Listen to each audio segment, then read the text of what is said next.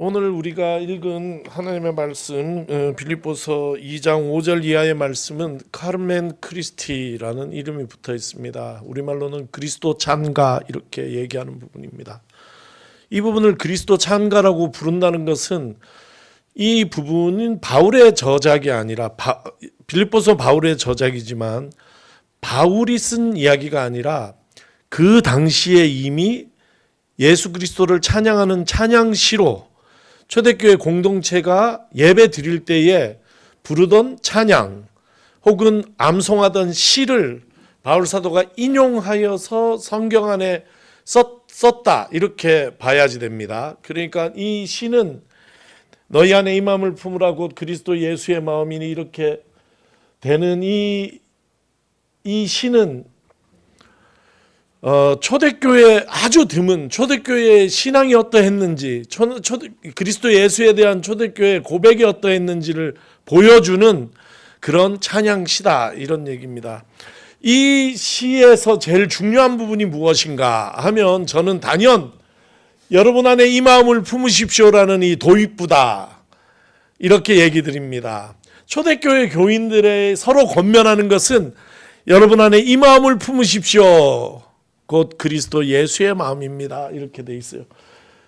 곧 여러분 안에 이 마음을 품으십시오 하고 이 마음이 무엇인지를 설명하는데 그리스도 예수의 마음입니다. 그리스도 예수의 마음 이 기도 이런 거 필요 없어요. 여러분 안에 이 마음을 품으십시오. 무슨 마음? 그리스도 예수의 마음을 품으십시오. 이런 강조법의 구조로 되어 있습니다. 이게 잘못하면 6절에서 그는 하나님의 모습을 지니셨으나 이런 얘기로부터 이게 좀 기독론, 신학적인 논쟁이 담겨 있지 않나 이런 생각을 하기가 쉬워요. 왜? 하나님의 모습을 지니셨다는 게 예수를 하나님 같은 분이다 이렇게 얘기하는 거거든요. 그러면 우리 알잖아요. 마가복음에는 예수의 인성이 강조되어 있습니다. 마가복음에는 예수님이 신이라는 얘기를 하는 그런 탄생 이야기 같은 게 하나도 없어요.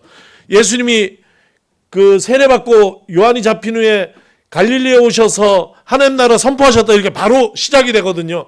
거기엔 동방박사도 없고 천사도 없고 목자도 없고 그런 얘기 하나도 안 나오는 게 마가복음이에요. 그러므로 마가복음에는 예수는 인간 예수에서 시작해서 하나님으로 올라갔다 이렇게 보여진다면 요한복음은 우리가 지난번 문혜일 목사님 와가지고 설교했잖아요. 요한복음은 왜 태초에 로고스가 있었다. 그 로고스가 하나님과 함께 있었다. 그 로고스는 하나님이었다. 그런데 그 로고스가 인간의 육신을 입고 우리 가운데 거하셨다 이렇게 얘기하지 않습니까? 그러니까 기원 자체가 신적인 기원을 가지고 있어요. 그래서 마가복음의 인간 예수, 요한복음의 하나님 예수 그 사이에 어정쩡하게 하나님의 모습을 하나님 같은 이런 입장 아닌가 이렇게 생각할 수도 있는데 이 시에 신학이 담겨 있고 신학적 논쟁이 담겨 있다고 생각하는 게 말이 안 되는 것이고 오히려 이런 데 주목을 해야 돼요. 6절 보면 몰페 때우 하나님의 형상 누가 예수께서 그리스도께서 하나님의 형상을 가지셨다는데 그 다음 절을 보면 바로 나오는 게 똑같은 몰페가 나오거든요. 몰펜 둘로 종의 형상을 입으셨다. 그래서 비교가 되는 거는 하나님의 형상과 종의 형상이 비교가 되는 거예요. 그래서 엔 몰페 때우 하나님의 형상을 가진 분이 7절에 오면 종의 형상을 입고 인간이 되셨다 이렇게 얘기하는 거예요. 그러므로 여기에 이게 몰페라는 이 단어를 통해서 둘을 연결하고 있잖아요. 한쪽은 하나님의 형상, 하나님의 모습을 가진 분이 종의 모습을 입고 이 땅에 오셨다 해서 이 모습이라는 얘기 몰페가 둘을 연결하고 있고 대조시키고 있는 것을 알 수 있어요. 여기서 대조가 되는 것은 하나님이 예수가 인간이냐 신이냐 이런 문제가 아니라 하나님의 모습을 하고 있는 존재가 인간으로 내려왔는데 종의 모습을 한 인간으로 내려왔다. 이것을 강조하고 대조하고 있는 것이란 얘기예요. 굉장히 우리가 놓치면 안 되는 포인트예요. 왜? 오늘 박소연 집사님 참 찬송가를 헌물할 때 되게 누가 요새 찬송가를 종이 찬송가를 보나 했는데 오늘 또 이렇게 찬송가 들고 글로리 밴드 하니까 또 은혜가 되고 좋아요. 그죠? 약간 복고풍. 우리 어릴 때 교회 가서 1장부터 600 몇 장까지 다 불러오고 그러잖아요. 시간이 남아도 진짜 주의 은혜가 커서도 있지만 시간이 남아 돌아서 그냥 찬송가 그랬던 시절이 생각이 나는데 그런 중에 이 하나님의 형상을 가진 분이 종의 형상을 가졌다 하는 이런 것들이 빠지는 대단히 중요한 증거가 뭐냐면 찬송가 뒤에 교동문 붙어 있잖아요. 우리 찬송가에 지금은 들어간 걸로 내가 아는데 요 전에 옛날 찬송가에 요 직전 찬송가에는 그리스도가 예수가 인간의 몸을 입고 오셨다 이렇게만 써 있어요. 종의 모습으로 인간이 되셨다 해서 종의 모습은 빠져 있어요. 그러면서 굉장히 중요한 게 인카네이션, 하나님이 인간이 되셨다는 것은 강조하는데 인간이 되시되 종의 모습으로 오셨다는 것을 놓치기가 쉽단 말이에요. 교독이 끝나면 한번 확인해 봐야 되겠어요.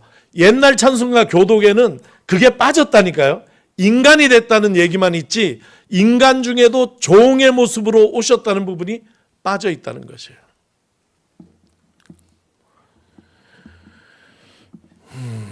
저는 그러므로 이 전체에서 또 하나 기억해야 될 절이 7절에 헤아우톤 에케노센이라는 단어예요. 헤아우톤은 자기 자신이에요. 에케노센은 비웠다는 거예요. 자기를 비웠다. 그러니까 하나님의 모습에서 종의 모습을 입은 이것을 성경은 뭐라고 설명하냐면 이 초대교회는 이거를 어떻게 찬양시에 담았냐면 자기 자신을 비웠다. 이렇게 설명하고 있는 거예요. 자기를 비웠다. 그래서 1호부터 나온 게 케노시스, 저기 에케노센이라는 저 단어로부터 명사를 만들면 케노시스거든요. 케노시스 영성이라는 말이 나오게 되는 것이에요. 케노시스 영성의 기원은 예수 그리스도예요. 어떤 예수냐면 하나님의 모습을 가지신 분이 종의 모습을 입은 그것을 비움이라고 이해하고 성경이 자기 자신을 비워 그렇게 종의 모습을 입었다고 하니 비움의 영성, 이것을 케노시스 영성이라고 하면서 기독교의 굉장히 중요한 영성 전통이 되었다는 것입니다. 케노시스 영성이라는 것은 너희 안에 이 마음을 품으라 그 그리스도 예수의 마음이니 예수의 마음이 어떤 마음이냐? 자기를 비우는 마음인 것이에요. 자기를 비우는 영성, 이것을 케노시스 영성이라고 하는 거예요. 자기의 무엇을 비웁니까? 욕심을 비웁니다. 집착을 비웁니다. 자기 안에 있는 두려움과 여러 가지를 비우는 것이에요. 오늘 저는 홍순승 권사님의 간증에 아침에 또 제가 대독했잖아요. 영광스럽게도 일부 예배 때.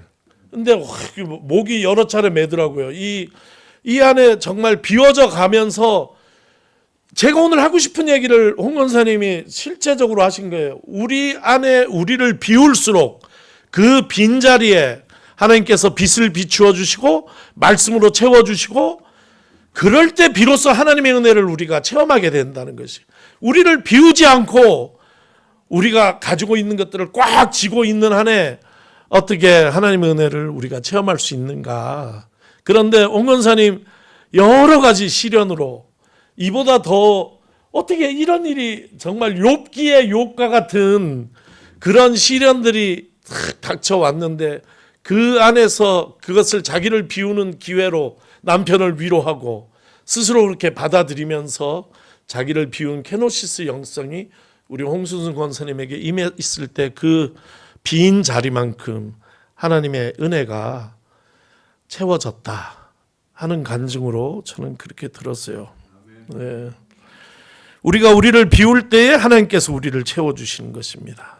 우리를 비울 때, 케노시스 할 때 주님의 빛이, 주님의 말씀이 그 빈 곳을 채워주시고 그리하여 비로소 우리가 하나님과 동행하고 연합하는 경지로 나간다. 그래서 내가 주님 안에, 주님이 내 안에 계시는 경지는 비움 없이는 있을 수가 없다.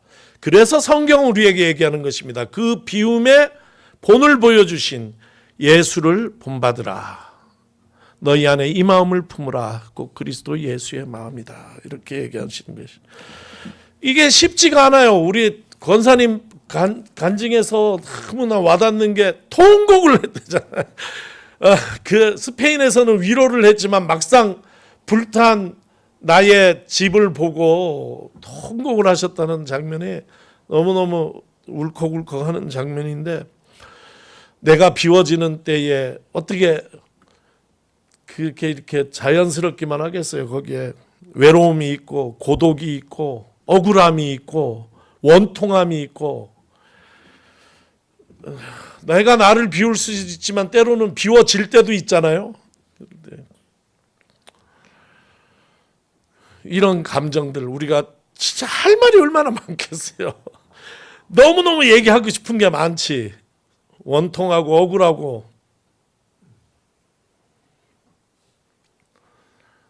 남이 나를 알아줬으면 좋겠고. 그러니까 그럼에도 불구하고 침묵하고 그것을 하나님께서 나를 비우시는 인도하심으로 받아들이고, 우리가 그 비움 앞에 순종할 때에 하나님께서 우리를 채우시되 정말 좋은 것들로 채워주신다 하는 것을 우리 권사님 간증 은혜 나눔 통해서 우리가 들었고, 그리하여 오늘 주님께서 우리에게 주시는 이 성경의 말씀이 더 와닿습니다. 너희 안에 이 마음을 품으라. 곧 그리스도 예수의 마음이니 하시는 말씀이. 이 말씀을 따르지 않는 기독교는 이단이자 기독교라고 할 수 없어요. 오늘 시대는 한 인간이 세상을 망치고 있는 시대다, 이렇게 얘기할 수 있겠죠. 트럼프라는 한 인간이 그동안 온 인류가 애를 써서 만들어 오고 있는 아름다운, 비교적 아름다웠던 세상을 망치고 있습니다. 트럼프가 이렇게 얘기합니다. 자랑합니다. 나는 첫 번째 임기 때 우리 미군을 재건하였고, 현재 미군은 전 세계에서 가장 강력하고 가장 치명적인 군대이다. 지구상 그 어떤 군대도 우리 군의 힘과 정교함 근처에도 올 수 없다. 이런 자랑을 합니다. 우린 잘 알고 있어요. 세계 2차 대전 이후에 승리국이었던 미국 중심으로 세계가 재편됐다는 걸 알고 있어요. 2차 대전 이후로 미국을 능가하는 강대국은 세상에 존재하지 않았어요. 미군은 언제나 제일 강력한 군대였어요. 그런데 그동안에 미국은 그래도 최소한의 도덕적인 그 도덕성을 가지고 있는 흉내라도 냈잖아요. 뒤로는 CIA를 통해서 온갖 나쁜 짓을 한다 할지라도 겉으로는, 밖으로는 미국이 세계의 양심이고 세계의 경찰 노릇을 하겠다고, 민주주의의 보루 노릇을 하겠다고 애를 써왔어요. 그런데 트럼프가 두 번째 대통령이 된 이후로는 압도적인 군사력을 앞세워서 노골적으로 미국의 이익을 앞세우고 특별히 자신의 이익을 앞세우면서 전쟁까지 불사하고 있는 모습이 오늘 세계에서 우리가 목도하고 있는 현실이다. 중간선거 승리를 위한 전쟁, 이렇게 많은 사람들이 이해하고 있는데, 최근에는 또 트럼프 대통령의 아들들이 드론 회사에 엄청난 투자를 해서 이 군사 산업하고 협력해서 떼돈을 벌고 있다는 그런 뉴스까지 터져 나오고 있어요. 트럼프에 대해서 어떻게 판단하는지에 대해서는 제가 여러분에게 강요할 자격이 없습니다. 그러나 한 가지, 그 트럼프가 기독교의 이름으로, 예수의 이름으로, 하나님의 이름으로 무엇인가 하고 있다면 저는 거기에 대해서 예언자적으로 그건 틀렸다. 그건 기독교가 아니다. 예수 닮은 사람이 아니다. 이단이고 이교도다 하는 얘기를 분명히 말씀을 드리고 싶습니다. 저는 트럼프 한 인간의 문제가 아니라 트럼프를 대통령으로 세우고 트럼프 같은 인간에게 이 막강한 군사력을 휘두를 수 있는 권한을 준 미국 국민들의 영적인 수준에 대해서 이 시간 생각해 보기를 바라요. 전쟁에 기뻐하고 함께 편들고 트럼프 입장에 서서 박수치는 사람들이면 저는 이 전쟁에 무고한 생명에 대한 공동 정범이다. 우리 이렇게 비판하지 않을 수가 없습니다. 너무나 슬픈 것은 그들이 대부분 기독교인이라는 것이고 트럼프는 하나님의 이름으로 목사들에게 안수받으며 이런 일을 행하고 있다는 것이에요. 그것은 기독교인 된 우리가 함께 슬퍼한 일이고 함께 회개할 일이다. 이렇게 아픈 마음으로 말씀을 드립니다. 우리 반면에 우리나라도 트럼프 같은 인간이 대통령을 했었는데 그나마 우리나라가 이렇게 미국의 길을 걸어가지 않은 것은 기독교인이 아니라 할지라도 이 케노시스의 영성을 가지고 있는, 그러므로 내가 손해를 볼지라도 공공의 선과 평화를 위해서, 정의를 위해서 자기를 기꺼이 희생하고자 하는 사람들의 미국보다 우리나라에 많이 있어서 다행히 감사하게 우리가 그 길로부터 해방될 수 있었다는 것은 참으로 주님께 감사할 일입니다. 그러므로 이 케노시스 영성은 개인의 신앙적인 영성에 멈추는 것이 아니라 그것을 넘어서서 사회적인 영성이고 이 세상을 구원할 영성이다. 이렇게 우리는 볼 수 있습니다. 예수를 닮아가는 사람들이 늘고 그가 교회를 다니든지 안 다니든지 그리스도 예수의 마음을 가진 사람들이 늘어간다면 분명히 세상은 오늘같이 않을 것입니다. 예수 닮은 사람, 예수의 마음을 품은 사람들이 많이 나올 수 있기를 바랍니다. 종교개혁 공부를 하고 있습니다. 종교개혁 공부하면서 어제자 우리가 던진 질문이 무엇이냐면 기독교, 개신교는 이 개혁 정신에서 리포메이션, 개혁에서 출발했는데 어떻게 이렇게 개신교가 어제 최영근 집사님 너무 과격한 발언을 했어요. 종교개혁이 없었더라면 더 나을 뻔했다. 개신교 때문에 이런 목사로서 감당하기 매우 힘든. 왜일까? 개신교의 못자리가 미국이 돼서 그래요. 미국의 천민 자본주의하고 개신교가 결합해서 그래요. 그러는 사이에 개신교 이 예수 정신, 우리가 회복하고자 했던 이 사제 계급에 맞서서 면죄부 팔아먹고 자기 배를 불리는 사제들에 맞서서 우리가 회복하기 원했던 자유와 해방, 예수 정신은 간대었고 엉뚱한 모습의 괴물 같은 그리스도교, 기독교 얼굴이 미국을 통해서 나타났다. 난 그 출발점이 몰라. 이 얘기 들으면 로버트 슐러 목사는 억울해할지 모르겠는데 제가 볼 때는 크리스탈 처치예요. 수정교회, 미국 최초의 대형교회, 메가처치입니다. 크리스탈 처치. 이거 하나 또 이거 안 봤네. 가만히 있어봐요.